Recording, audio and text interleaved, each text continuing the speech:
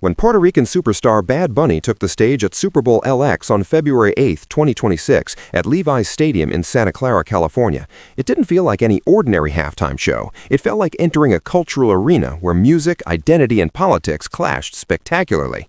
What was meant to be a celebration of Latin music and global unity quickly morphed into a symbolic fight stage, igniting controversy, national conversation, and polarized reaction across social media and political commentary.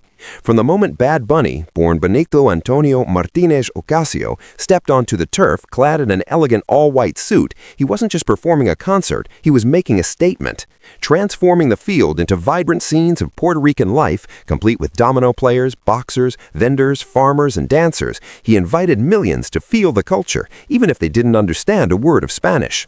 The music was unmistakably festive, a high-energy mix of reggaeton, salsa, and traditional highlights, but it also carried deeper messages of unity and identity.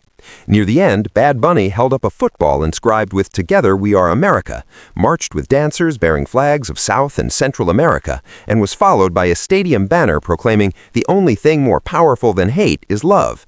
It was a moment that didn't just entertain, but challenged the typical halftime narrative, urging recognition of multicultural America. Yet outside the stadium, the performance ignited intense debate. U.S. President Donald Trump publicly condemned the show, calling it absolutely terrible and one of the worst in Super Bowl history, attacking both its artistic choices and its Spanish-language format. Conservative groups organized alternative programs to protest what they saw as a departure from traditional American entertainment values. On social media, reactions were equally charged. Some fans celebrated Bad Bunny's cultural assertion as a historic breakthrough for Latin identity and representation on one of the world's most watched stages. Others interpreted it as provocative, in a fight stage, in a figurative sense, in which music, national identity, and political divides clashed in real time.